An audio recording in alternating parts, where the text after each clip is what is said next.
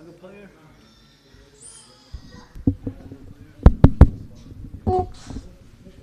Amazing, but it works.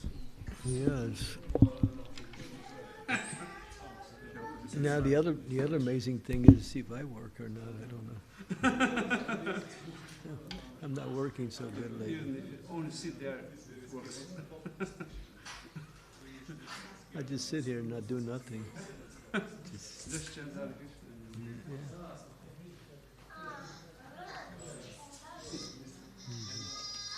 Well, let's see.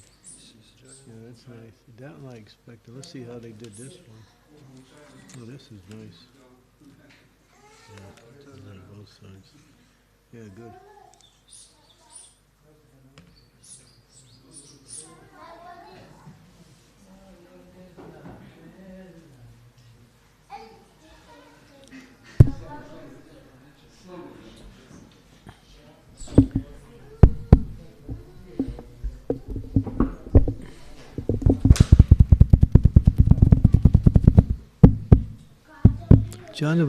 Janava, you want to give class? You want to give class? Huh? Yeah? You can give class. You want to give class now? Damani? Okay. Hey, you should ask her. She gives class. She can give class. She gives good classes.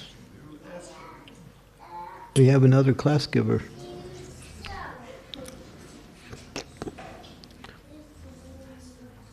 Where's your husband? Is he here? Yeah, but he's just with one making pizza. He's making pizza now? He's talking to one devotee about making a video. I told him to come. Oh, okay. He's here. He's here, yeah. We were here till Sunday. Huh? We were around here till Sunday. Oh, okay. Good. Nice.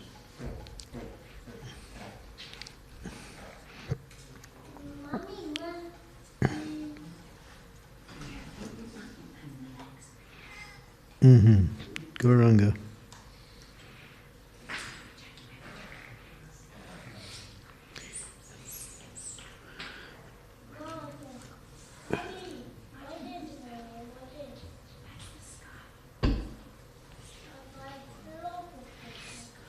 And Bhakti Churu Maharaj. You can see. Nice. Nice picture. Well, maybe you like this one better.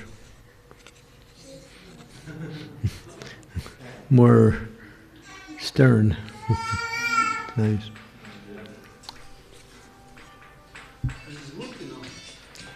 Well, imitation wood. Not real wood, but it's what they make furniture out of nowadays. We got Jagannath too. Oh, Jagannath. That's pretty cool, huh?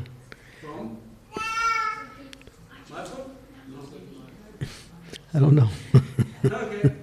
Somebody gave me the picture, I liked it, and I just framed it, so I forgot to ask where it was from. It's Jagannath.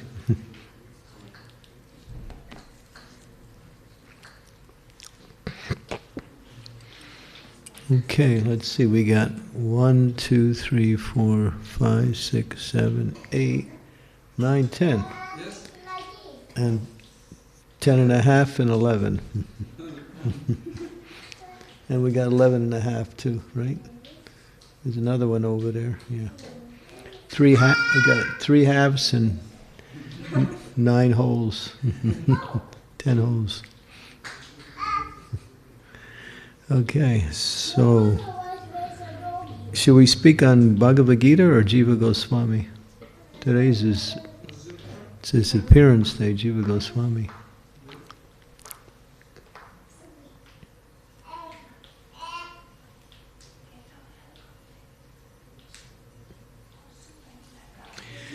Jaya Radha Madhava Kunjabi Hari Jai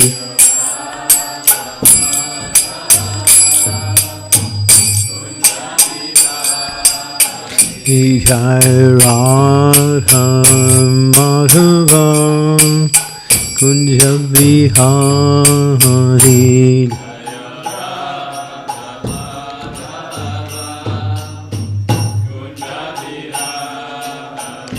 Jaya Gopijana Vallabha Giri Varadari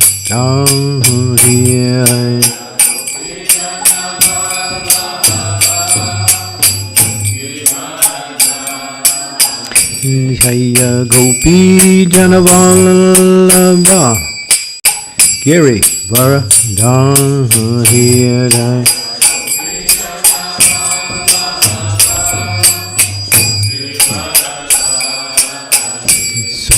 Suranandana Braja Janantana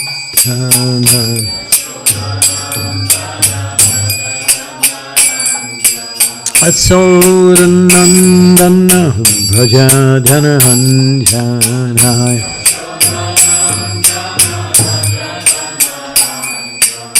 Jamuna Tira Vanachahidam Jamuna Tira Vanachahidam Jai Radha Madhava Kunja Vihari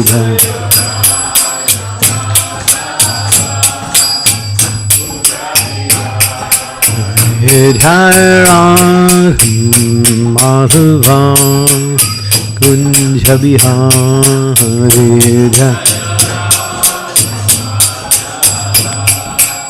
Kunja Vihari Jaya Gopinana Vallabha Girivardhari Jaya Gopi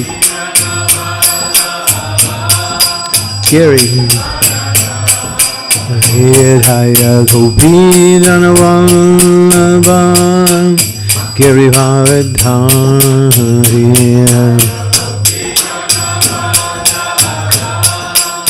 Girivardhari Yasodhanandana Brajadhananjana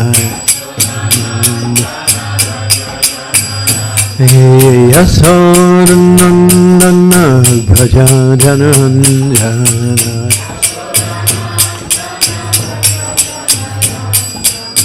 Jamunatira Vanachaharimun Jamuna Tira Vanachahari Jamuna Tira Jaya Radha Madhava Kunja Vihari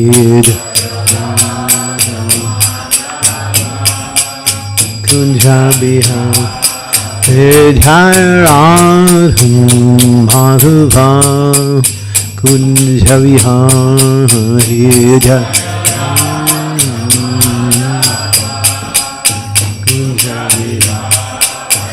Jaya Panchatattva Panchatattva Panchatattva Jaya Panchatattva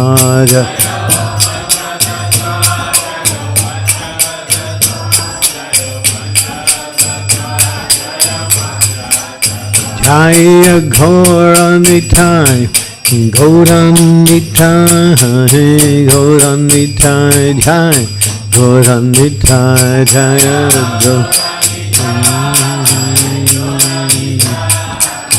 Gaura Jaya Nitai Gaur Hari Bol Hari Bol Hari Bol Nitai Gaur Hari Bol Nitai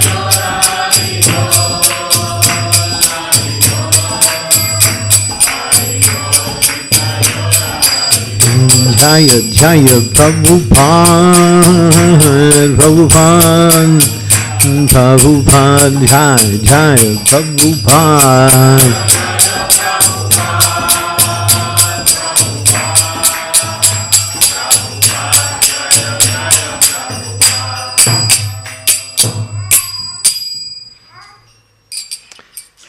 Prabhupada ki jai.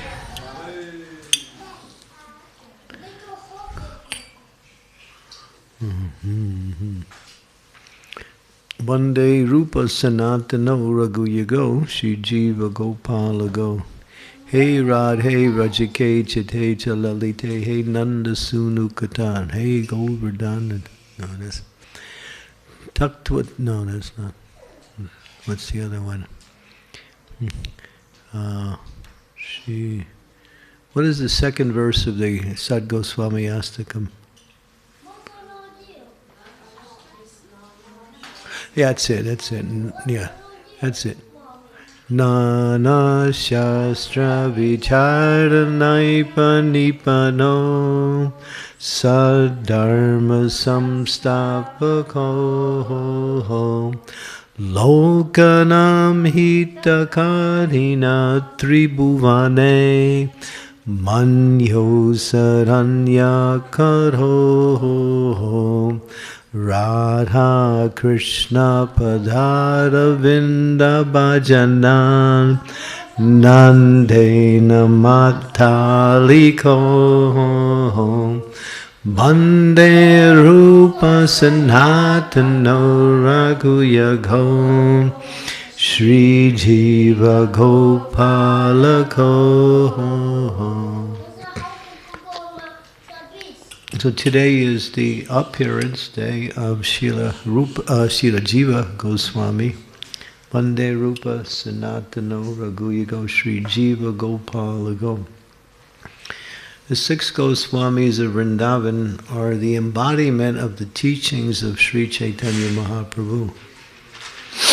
Anything that we follow now are coming from the teachings of Mahaprabhu through the 6 Goswami. Nama Om Vishnu Padaya Krishna Pistaya Bhutale Srimakti Bhakti Vedanta Swami Iti Namine Namaste Saraswati Deve Gauravani Pacharine Nirvisesa Sunyavadi Pastyatya De Satarine Vanchakalpa Tarubhyascha Kripa Sindhu Vacha Patitanam Pavanebhyo Vaishnavebhyo Namaho Namaha. Jai Sri Krishna Chaitanya Prabhu Nityananda Sri Advaita Gadadhar Sivasari Gaur Bhaktivinoda Hare Krishna Krishna Krishna Hare Hare Hare Rama Rama Rama Hare Hare. So Lord Chaitanya compiled his teachings in the form of his words to the 6 Goswamis of Vrindavan, particularly Rupa Goswami, Sanatan Goswami. These two received direct instructions from Lord Chaitanya and on the basis of the process of bhakti-yoga, pure devotional service.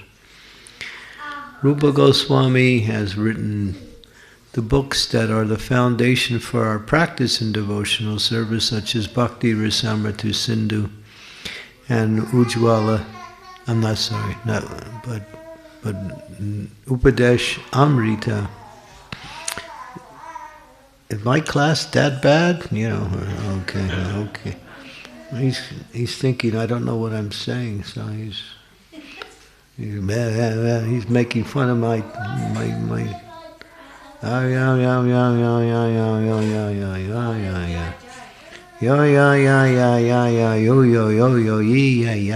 Ooh. Da, puzzle. Okay. Here comes the cause of all causes right here. He's the one that's at fault. He did it all.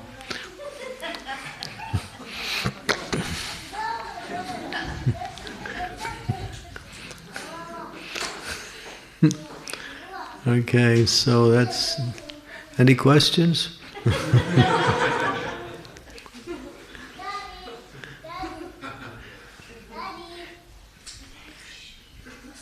He's got that one right anyway. Before that was all goo goo gaga gaga gee goo goo wah wah ooh ah. Okay, conference is over. Okay, GBC meeting is over? Okay. Good Boys Club, GBC.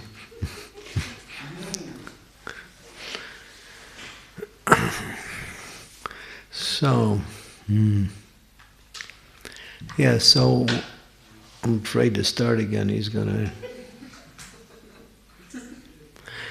So Rupa Goswami is the founder. He's called Abhideya Acharya. And there is the Sambandha Acharya, Sanatana Goswami, Abhideya Acharyas.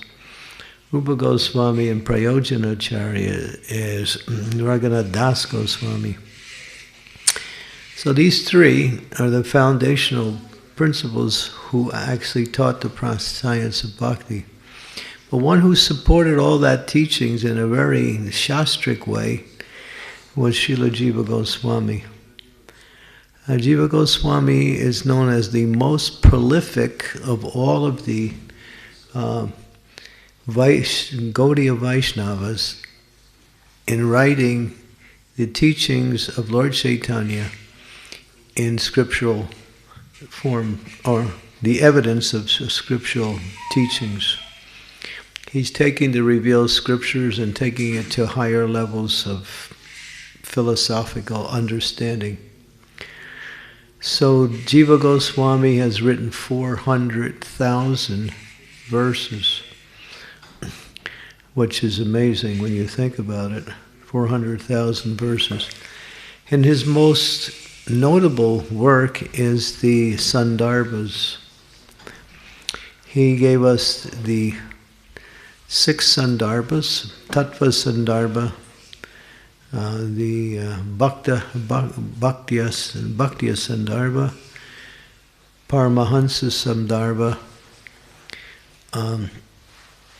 Bhakti Sandarbha, Priti Sandarbha, and what else? Krishna Sandarbha, and ultimately in a summarized form of all the Sandarbhas he gave Kramya Sandarbha. So these, the Srila Prabhupada has recommended we read and try to study them. Of course, what he does is he takes arguments from the Shastras, or principles from the Shastras, and explains it from different angles of vision. Mahajano yena kata sampata. No one can understand Scripture simply by reading Scripture. It's not possible. One has to hear the knowledge of Scripture from those who are practicing Scripture in a perfectional way. So this verse, Mahajano yena katasa pantha, means one must accept a bona fide spiritual master who knows, what is that word? Tasma guru papadyeta jigyasa srayutama sabde parechara nishnatma brahma upasrayasrayam. One who knows the Scriptures, teaches the Scriptures, and practices the Scriptures perfectly is called the Acharya. Acharya is one who teaches by example. Sometimes we want to know what is the difference between the word guru and Acharya. And we use the word Acharya in relationship to those who are in the position of guru. But the word Acharya means one who teaches by example. There's those who teach philosophical knowledge, but those who teach that knowledge perfectly by their behavior and their teachings towards others. And that's an Acharya. So the Goswamis, although they are called Goswamis because they are noted for Vairagya Vidya Nija bhakti-yoga. So Vairagya is the principle by which the Goswamis lived their life. They were as renounced as possible. The renunciation of the Goswamis in terms of their personal care was so minimal that it was... The reason why is that they were so absorbed in devotional service, they had no time to eat, they had no time to sleep. It's not that they didn't want to eat or sleep, they just didn't have any time. It's not that they were in anxiety, they were so absorbed in devotional service, they forgot. That is our line of teaching. That's and the Jiva Goswami is, of course, he spent so much time studying revealed scriptures and compiling so much teachings based on his studies that he lived for 85 years. He was 85 years old when he actually disappeared from the planet. Born in 1511 and left the world in 1596. So he was 85 years old. He was 7 years old, or maybe a little younger, actually, when he first met Chaitanya Mahaprabhu. Chaitanya Mahaprabhu was traveling, and he stopped in a place called Ramakeli. Ramakeli was the seat of the government at the time, and Sanatana Rupa and Goswami were government ministers. They had accepted the service of these government ministers in order to protect the Brahminical community. The Islamic rule at the time was very terroristic, and they were threatening the Brahmin community unless the Brahmin community accepted them as the rulers and served them. So, in order to protect the Brahminical community, Sanatana and Rupa Goswami left their positions as strict Brahmins and took up the service of Mohammedans, which means actually, it means that one is in a fallen condition if one does that. But they did it simply to protect the Brahminical community from being harassed by the Islamic rule at the time. And then they took up names, Dabir Khas and Sarak Mulak. Jiva Goswami was their nephew. They had one other brother, his name was Vallabha. Vallabha was the third of the three brothers, and his son was Jiva. Vallabha got the mercy of Lord Chaitanya, and Lord Chaitanya really blessed him, and he also changed his name to Anupam. He gave him a new name.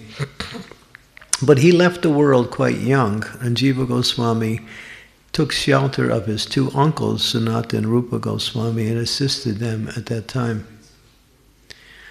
The life of Jiva Goswami is really quite interesting. He preached things that were apparently different than what the Shastras presented in order to destroy Sahajianism, or those who are pretentiously following spiritual life, but were practicing something different. In other words, we call them Sahajiyas, those who take things cheaply. There were many groups that had arisen right after the disappearance of Lord Chaitanya. Well, actually, some significant time after the disappearance. And sometimes they would claim, to be followers of Sri Chaitanya Mahaprabhu and would try to act out his different philosophies in the form of his teachings. There was two aspects to Krishna's relationship with the gopis in Vrindavan. One is called Swakiya Ras and the other one is called Parakiya Ras. Swakiya Ras means married, and Parakiya Ras means lawless love, or boyfriend and girlfriend. In the spiritual world, that is the highest. In the material world, it's the lowest. Yeah, those who, in other words, married life is considered to be civil life in the material world, whereas boyfriend, girlfriend, especially if both are married and they have a relationship on the side, that is it's considered to be very degraded, abominable, cheating, whatever you want to call it. But in the spiritual world, that's the highest form of love, because the gopis apparently are married to other cowherd boys, but they leave their husbands in order to associate with and have loving relationships with Lord Sri Krishna. And that is considered the highest. So those who are claiming to be followers of Lord Chaitanya were pretentiously accepting this parakya, which is the highest form of loving relationship, and they were acting these out on the material level. So Jiva Goswami, in order to somehow or other divert their attention away from that, he presented Swakya Ras as being higher than Parakya Ras, which is not actually correct in terms of it, the essence of its spiritual flavor. The highest spiritual flavor is Parakya Ras. And the highest flavor is Madhurya Ras. All other rases get their flavor from Madhurya Ras, which is the highest. This sounds a little esoteric, and it is. But what Jiva Goswami did is that he presented Swakya Ras as higher than Parakya Ras in order to destroy this pretentiousness. Because we are instructed, by Srila Prabhupada, not to try to enter into these higher mellows of Krishna's loving relationship with his eternal concerts in the spiritual world, unless we are completely freed from all sex desire and fixed in Krishna consciousness. Otherwise, it will be misunderstood as some boy and girl, and it looks like something of the material world. But it's the difference between iron and gold. Both are metals. One is very valuable, the other one is very base. One is very hard to get, and the other one is, what we say, available everywhere. So if we, or if anyone, sees Krishna's relationship with his eternal associates as being something similar to what goes on in this world as boy and girl relationship, that is sahajya, that's actually offense. Because ultimately on the highest platform of spiritual understanding, the whole principle is that no one in the spiritual world is trying to access anything for their own pleasure. They're only trying to give pleasure to others. There's no personal motivation on the spiritual platform. Everything is for the benefit of the other person. And so unless we can understand that as the principle of spirituality, we look at the gopis who appear to be acting for their own gain, but they're only trying to please Krishna. And Krishna looks like he's apparently acting for his own gain, but he's only trying to please the gopis.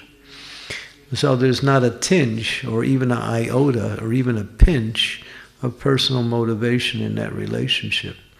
It is completely selfish, and it's the highest form of loving expression.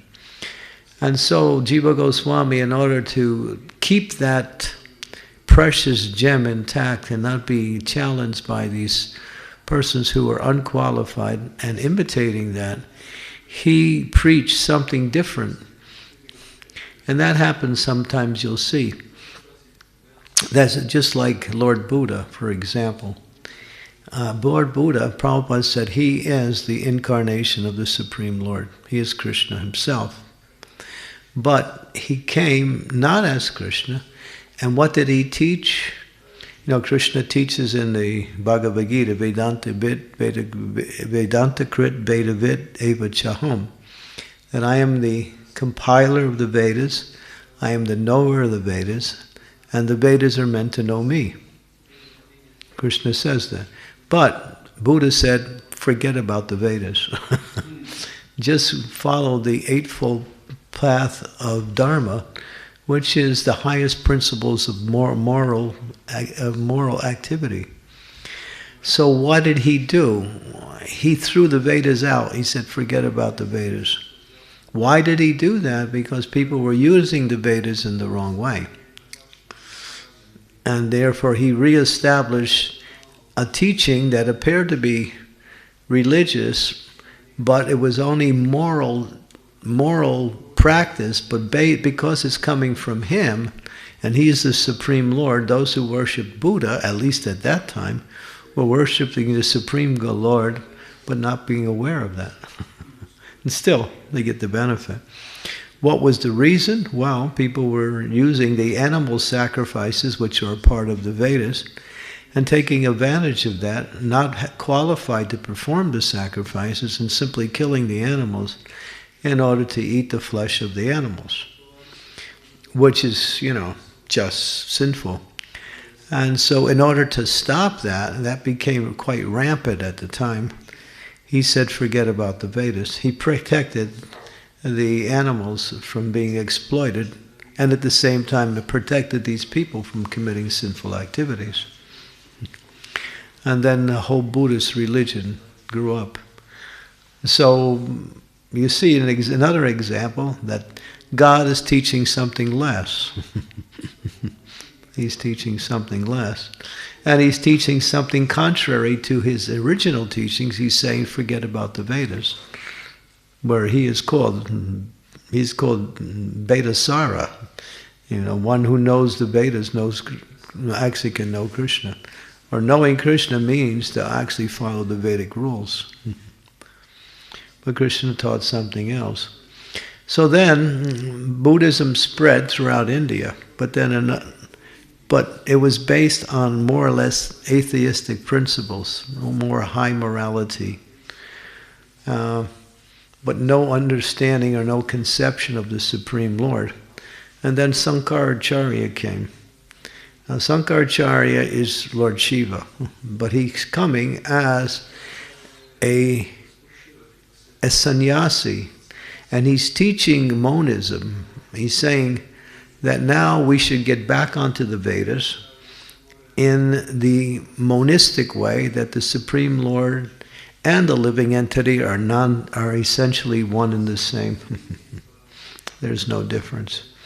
He was teaching the impersonal, and he was teaching that tattvam asi, that you are that.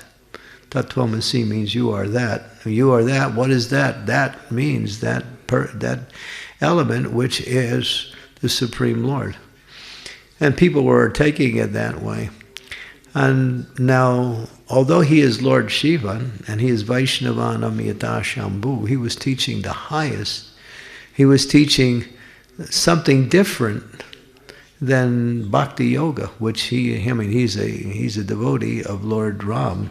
Shiva, and Shiva is a devotee of Lord Ramchandra. And so, you see another example of how teachings are given in a less direct or in more indirect way, or sometimes even in a complete contrary way, in order to teach the time, place, and circumstance.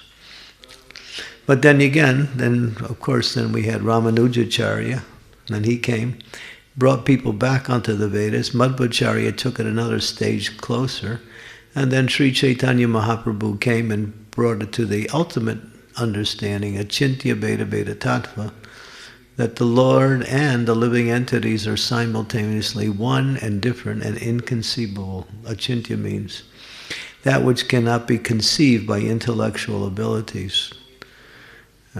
So there's a whole history of presenting the absolute truth in a very systematic way to higher and higher levels, and Mahaprabhu is the highest. He's teaching that the living entity is one with, in quality, and different from, in quantity, the Supreme Personality of Godhead. Like that. And to understand that is not possible. It can only be realized through the process of pure devotional service.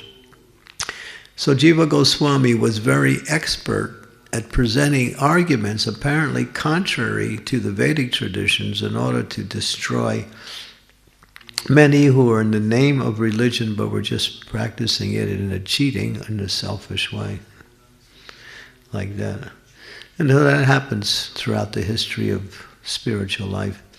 People take the pure essence and turn it around and give it some other meaning. It's even happening now in ISKCON.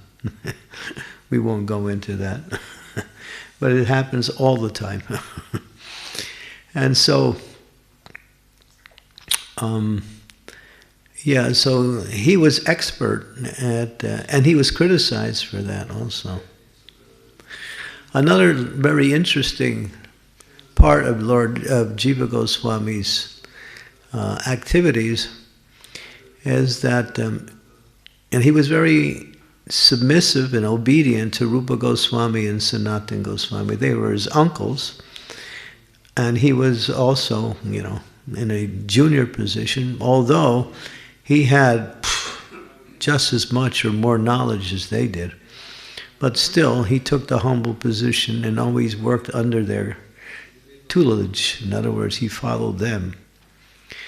There was one incident when one very powerful debater, he was traveling through different provinces, he came to Vrindavan, and he heard about Swarupa and Sanatana Goswami. So he wanted to debate them, and he had amassed a whole fortune of signatures from people who he had defeated before in the past. And he kept this, what do you call it? We called it something patra, I forgot what it was called. Vijay Patra. Vijay Patra. Vijay means victory. Patra means, I guess, a compilation of all those he had defeated. So he wanted to add Sanatana and Rupa Goswami to his defeat, so he challenged them. And Rupa Goswami and Sanatana Goswami, they saw this person was simply a waste of time. Why waste our time just debating this guy? So they said, no. And he said, well, if you don't debate me, that means I've actually defeated you. Well, yeah, you can say that if you want. They didn't care. So he said, then you have to sign my Vijay Patra. So they did. We've been defeated by this person. And so, you know, he left. And then he was feeling that, you know, he had defeated them. He didn't, but they just acquiesced because they didn't want to be bothered with him. It's just a nonsense. So, but Jiva Goswami had also found out, and then this person showed his Vijay Patra with the names of his two uncles on it, and he said, oh, well, you have to defeat me now. And so Jiva Goswami wasn't about, he wanted to save the reputation of his uncles. That's the only reason he did that. And so he smashed them to pieces. Nobody could debate Jiva Goswami. It was just Jiva Goswami, and anyone who knows deeply the science of Krishna consciousness can take any position within the philosophical teachings and present that position and defeat the opposite party. I've seen it done. We used to do in New Vrindavan, when I was there in the old days, every Sunday we would have a debate between the two most senior devotees on Krishna consciousness. So one day, one sannyasi came. He was a very reputable sannyasi. And Kirtananda Swami, who was the head of the community, he had such knowledge of the Shastras, and he was an expert, or he was a captain of his debating team in college. So they decided to have a debate, and Kirtananda Swami took the position of the Mayavadi philosopher, and the other devotee took the position of the personalism, as we are taught. And Kirtananda Swami defeated him. I was there to watch it. So if you know how to debate, and you know how to twist things around, you can defeat anybody. Even the guy next to you. Because Mahajano Yena Katasu, what is the first part of that verse? What is it? What is that, huh? Huh? Tarko Pratishta Sutinam Vibindam. What is the rest of it? Tarko Pratishta Sutinam Vibindam.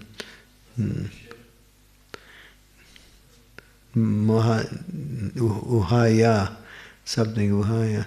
Mahajanolonkena Katasa Panta is the whole verse. That's from the Mahabharata. It's written in CC. But what it says is that a great soul is not a great soul if he doesn't differ from other great souls. Each great soul has to be unique to be a great soul.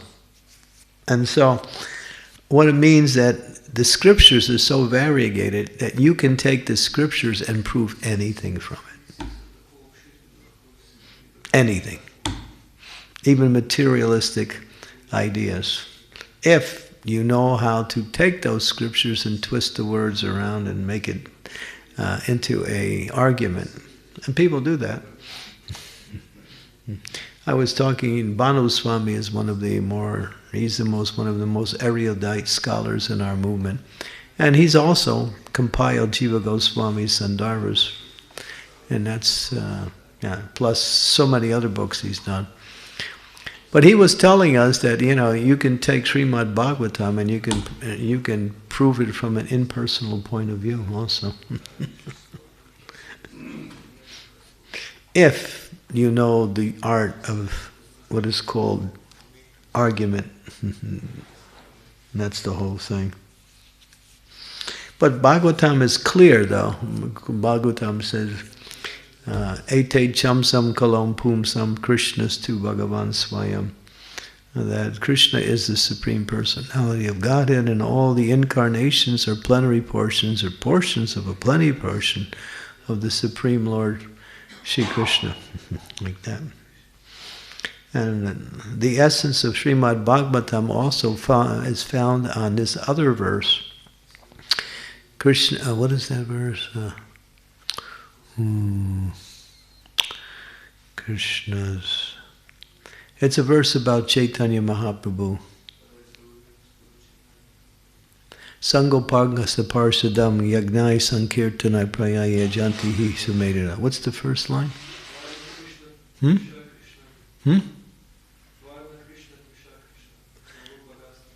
What's the first word? What's the first word? Varna? Krishna Varna.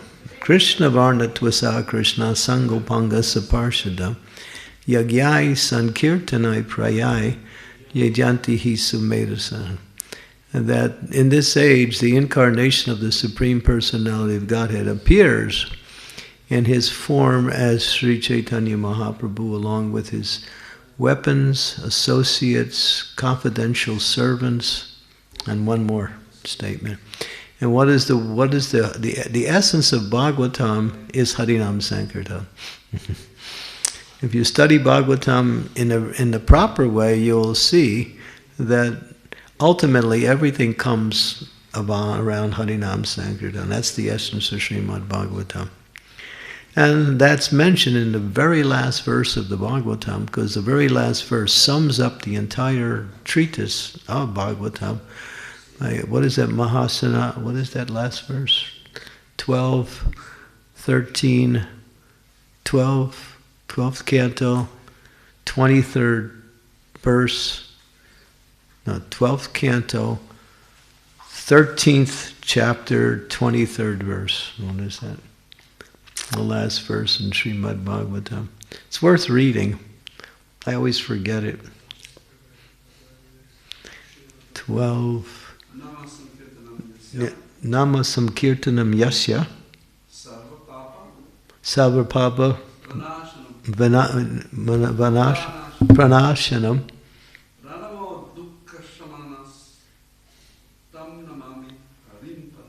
Harimparam. And what is the...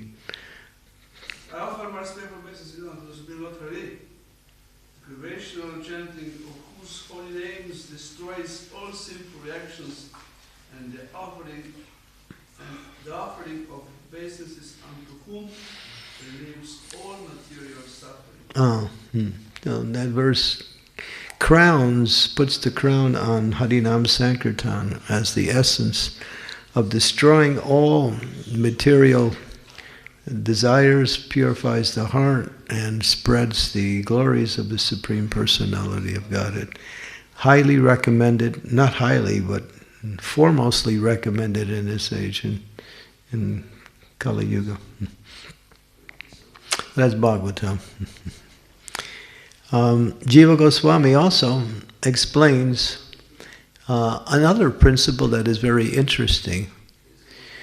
When you have contradictory principles that come from various scriptures, how do you settle the ultimate? You have to go to, just like you say, for instance, the highest person within the society might be the president, and then the president has governors. Each particular section of the country has a governor, and then you have the governor, then you have the people below him, like that.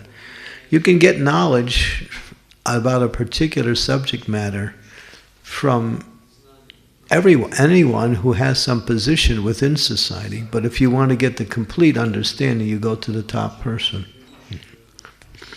So in the same way, Bhagavatam is Amalam Prananam, it's Paramahansa Samhita. It is considered to be the topmost authoritative principle which recognizes the essence, and that is worship of the Supreme Personality, Sri Krishna, in his form of Radha Krishna and Sri Vrindavan Dham, is the ultimate principle of devotional practice and the goal of devotional life. Both. So, we want to understand things clearly, because there are many persons who like to present things in a less clear way, just like when you listen to classes, you also have to be able to see what is being said and understand it in relationship to the highest principle, because if it's not understood in that way, it either has a secondary meaning that's being applied, or it may be contrary to the ultimate goal of devotional service, like that. And that's the difference between anukulena and pratikul, what is favorable and what is unfavorable. So Jiva Goswami is a very unique personality, presenting the Shastras both in the clear and complete way, tearing apart all of the slokas from various sections of the Shastras and explaining them in various meanings without changing the essential meaning, and at the same time presenting contrary arguments in order to destroy cheating forms of religion. Because Bhagavatam says, Dharma projito kaitavo parama nimatsara satam, that Dharma projito means to kick out. Kick out what? Kaitavo. What is kaitavo? Cheating. Anything that doesn't teach pure devotional service to the Supreme Lord is considered to be a cheating form of religion. In other words, something less than the absolute truth. And people worship the Lord and practice various types of religious activities in order to gain material benefits. That is the essence of today's execution of religious. Most people they're religious because it's good material business. It's good material business. But religion means ultimately to follow the laws of God and come to the platform of understanding that I am the eternal servant of the Lord, and my only occupation, Sanatan Dharma. There are so many dharmas, but there is Sanatan Dharma.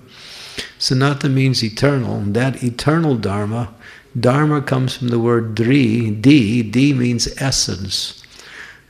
So the essence of something is its Dharma. Just like the Dharma of sugar is sweetness, the Dharma of chili is pungent or hot. So the Dharma of the living entity is to love and service the Supreme Personality of Godhead. That is our Dharma, and that is called Sanatan Dharma. It doesn't change. when the material energy also shifts. It's eternal. That's why it's called Sanatan. That you can't change. You can only forget about it, but you can't change it. You may not like who you are. I'm an eternal servant of God. Oh no, man, I want to be something else. I want to be an eternal servant of Joe Pizza Maker, because he gives more pleasure to people than God does.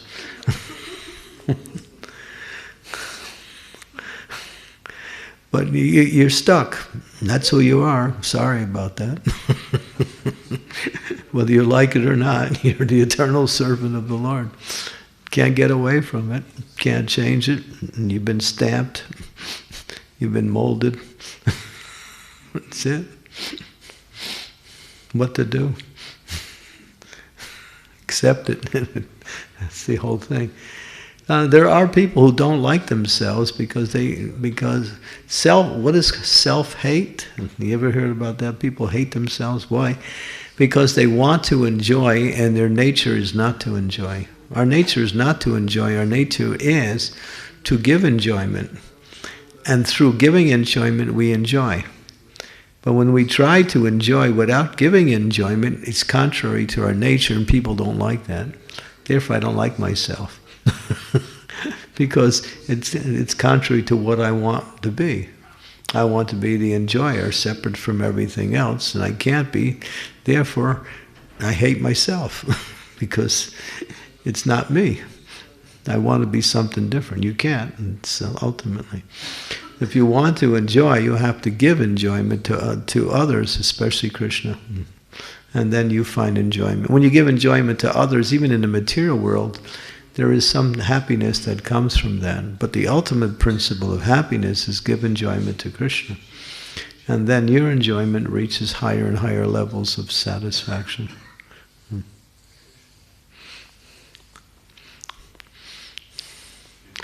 Okay, so anything else about Jiva Goswami that's worth? Oh yeah, when Rupa Goswami heard that Jiva Goswami had defeated this person, he became angry at Jiva Goswami, and he banned him from Vrindavan. He said, to live in Vrindavan means Trinadapi Sanichena Tayori Vyasuhishnuna.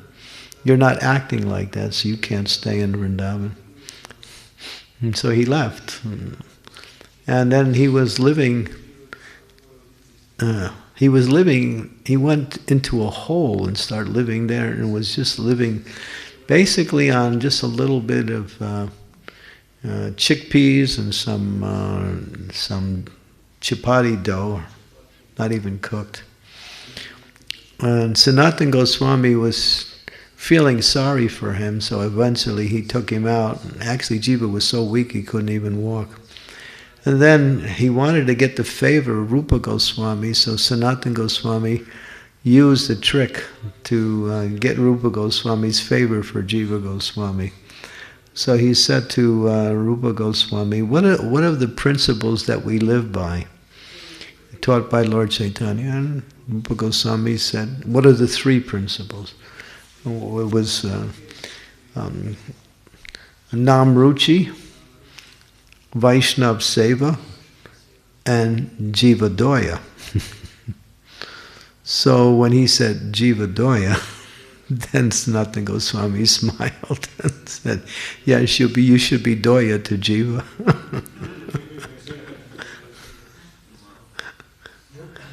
Doya means mercy. And so then when Rupa Goswami said, hey, all right, bring him back. But he accepted, although apparently it wasn't, it was a little bit harsh, the punishment. He accepted it because, he was very obedient to to Rupa and Sanatana Goswami.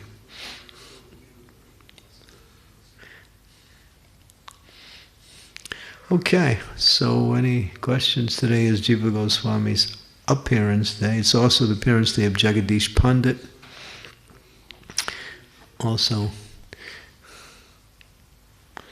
Anyone like to add something? Philosophical? Controversial?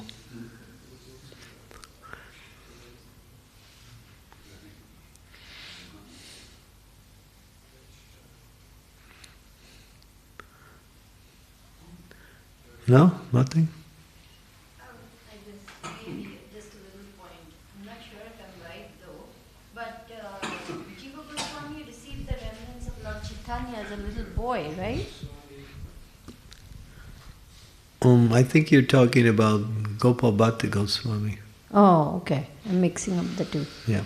When Lord Chaitanya went to, what was it, in Tirupati, he stayed at the house of Venkata Bhatt, and that was the father of Gopal Bhatt.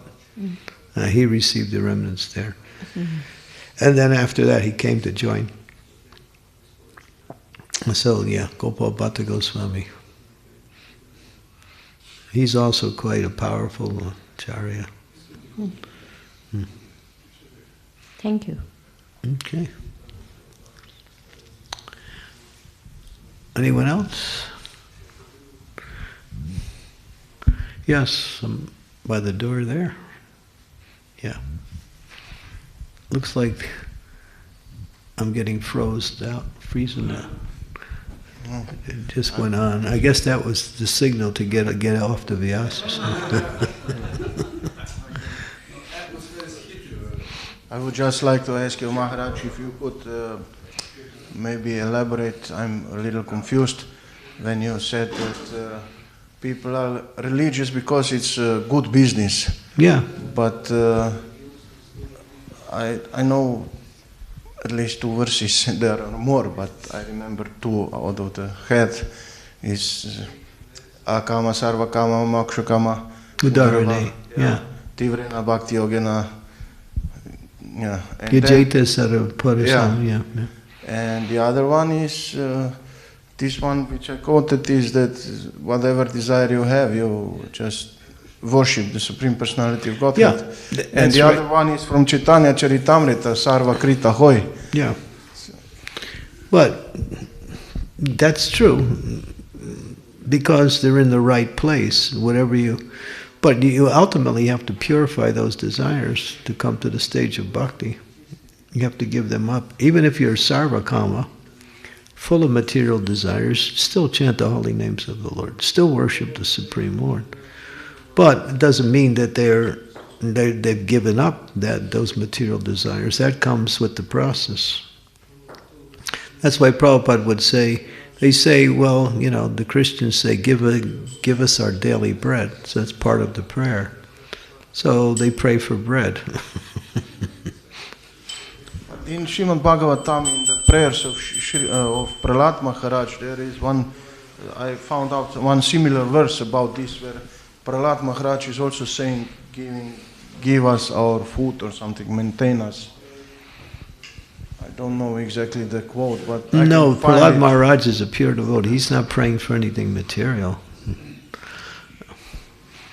He's praying. He's praying to the Lord. Please let me stay in this material world to save the fools and rascals who have made a humbug civilization.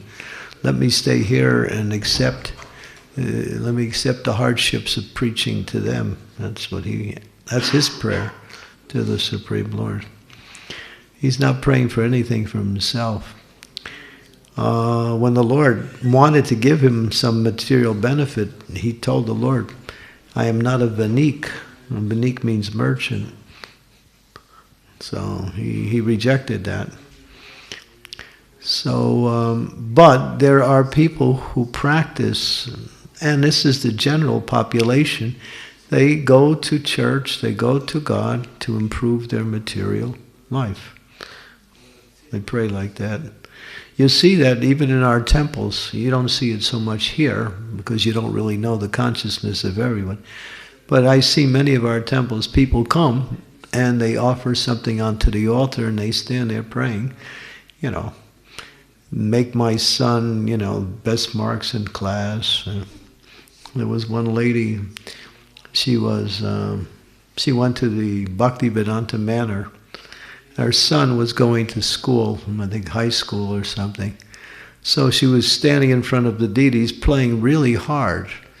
Please give my son A's in all his 10 subjects. He had 10 subjects. This was told to me directly. And the boy got 9 A's. He didn't get 10 A's. She went back and complained to the Lord, I asked for 10 and he only gave me 9. Yeah. So people actually worship the Lord a lot for, give me a Rupam Dehi, Yaso Dehi, Janam Dehi, Dhanam Dehi, Dehi. Dehi means give me. Give me wealth, give me followers, give me a nice wife, give me good kids, give me a computer that doesn't break down. The whole list goes on, So this is the trend within society. People generally worship the Lord for something. That's why we don't tell people exactly what we're about until they actually start practicing. Then they freak out. And then you see they don't stay too long. We attract them in a very nice way, and then ultimately we tell them, got to give it all up.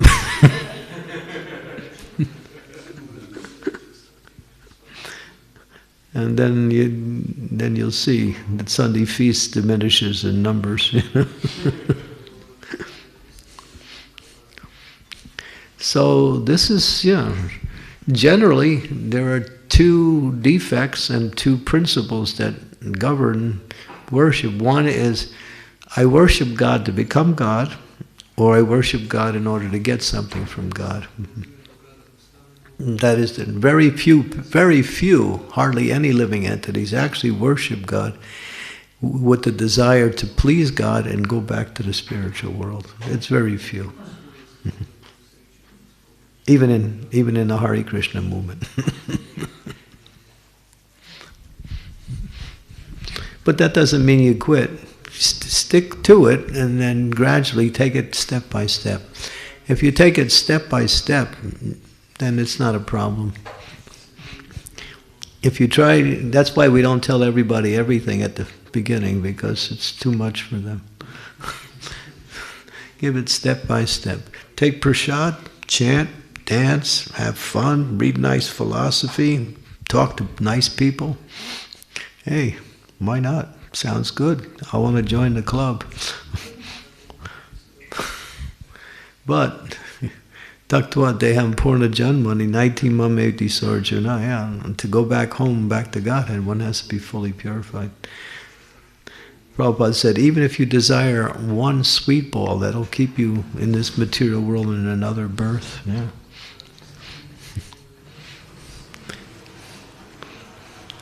So yeah, this process is very rare and very exclusive. It's the essence of spirituality. But the good point is Chaitanya Mahaprabhu. Krishna taught the same thing that Chaitanya Mahaprabhu was teaching. People couldn't follow Krishna. It was too much. But Mahaprabhu made it so nice and so easy, and he's so compassionate that he's including everyone and anyone. I think Prabhupada said, in Sankara Sampradaya, you can't practice unless you're a sannyasi. You can't even practice unless you're a sannyasi. That's where you start. But Mahaprabhu says, anyone, Jagai, Madai, come, chant Hare Krishna, dance, take some prasadam, and, be a lover of God.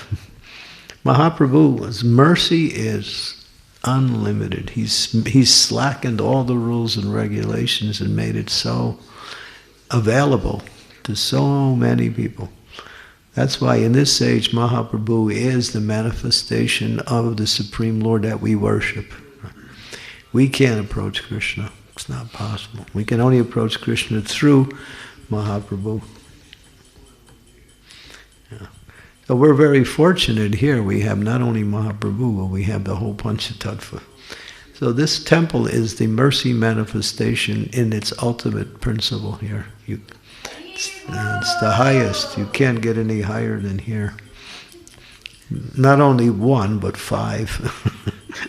They all exhibit Mahaprabhu's mercy in different ways. Yeah, Panchatattva is the highest in terms of doya.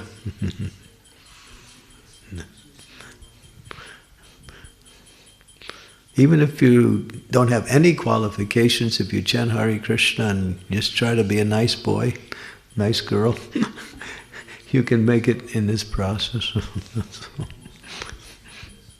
Yes, question. Thank you very much, Maharaj. You said that we don't preach to the newcomers until they start processing, and then we tell them to give it all up. Aren't we actually following Yukta Vairagya to include everything in the process? Yukta Vairagya in which way? In the way that we... Pull it down a little bit? Yeah, okay. That we do not... our process is not like minus Maya, but plus Krishna. To include... I mean, I know there are like... yamas and niyamas, but what is favorable, what is not favorable, but what is actually favorable, we can include. That's the scriptures teach both. They teach what is favorable and they teach what is unfavorable. That you have to learn. That you have to learn. But still, it's not like a process is giving it all up, no? It's not like the process is giving it all up. It's a gradual process. Yeah. We don't expect people to be, pure when they first come in here in terms of their intention.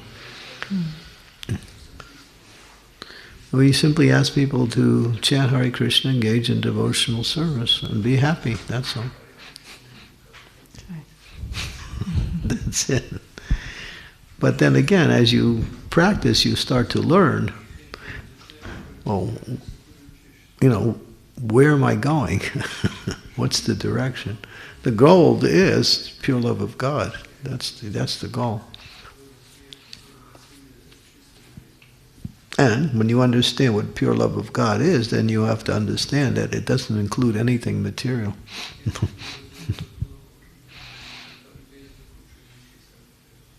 So, but never get discouraged, because Lord Chaitanya's mercy is freely flowing. Just continue to stay, chant, dance, and be happy. And if you can start chanting without offense, then you'll get higher, and you get a higher taste. When there's no offense to your chanting, then the taste of Krishna consciousness becomes very sweet, and then you think, there's nothing else I want, this is it. So we have to come to offenseless chanting, and then the taste comes.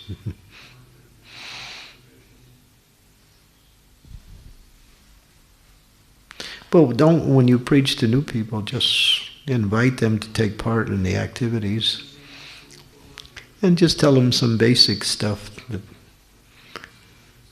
like that. But, gradually, the philosophy becomes more and more acceptable as we engage more and more in the process. There are very few that can accept the philosophy even before they practice. There are people like that, but they're really in small numbers.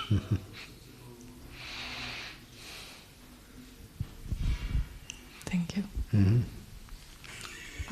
Thank you, Maharaj. In the class, Guru Maharaj, you said that most religions are teaching differently. They say, or people worship God to get something or to become God. But our religion... Oh, just go to these churches and listen to the sermons. You can hear it yourself. That's not a big thing. It's there. It's right in front of you. And we say that we are worshipping God because we want to please God, and you said we want to go back to the spiritual world, but you said very few people, even within our ISKCON, want that. You mentioned that. Yeah, because Lord Chaitanya is inviting everyone to come. But still, we don't really want that. Is that what you were trying to say? No, people will stop on the level of where they're, because as you stay in the process will force you to take the next step. And if you don't take the next step, you go backwards. As you associate and as you practice, you're becoming purified. And then Krishna is going to continue to arrange for you to make more progress. If you resist that by holding on to your material attachments, then Krishna will try different ways to encourage you to give it up. But then when he sees you're determined not to give it up, you'll start losing your taste in Krishna consciousness. It's a process of always going forward and not staying in one place. So we have to make a very conscious effort to keep progressing through the stages and not allow ourselves to get stuck at some point. Yeah. So how do you do that? What is the mindset? The mindset is always try to act in such a way as to perfect your service and to offer that service as a service to the Supreme Lord in devotion, like that. Intermediate goals we can accept, which lead to the ultimate goal is, I want to chant offenselessly. So you work on your chanting. That's an intermediate goal which will lead to the ultimate goal. I want to learn more about the revealed scripture so I have a clear understanding of what this process is, and I know more, and I can actually develop attraction for Krishna by learning about what is Krishna, what is he like, what is his nature, how does he deal with living entities in different categories. So we can make intermediate goals that lead to I want to perfect my service by becoming expert in my service. I want to be the best in the area of cooking. I want to be the best in the area of pujari. So these are intermediate goals like that. So how do we actually know that we are making progress, or we may think we are making progress, but actually we are stuck? Well, you can tell.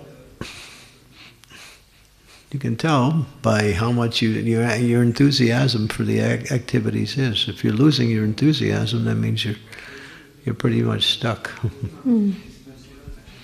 But Prabhupada would also say, how do you know when you should stop eating? As you're becoming full, when you're eating, three things happen. You get nourishment, you get physical, you get nourishment, you get hunger is diminished, and you get happiness. Happiness, nourishment, and your hunger goes down, your nourishment goes up, and your happiness increases as you're eating.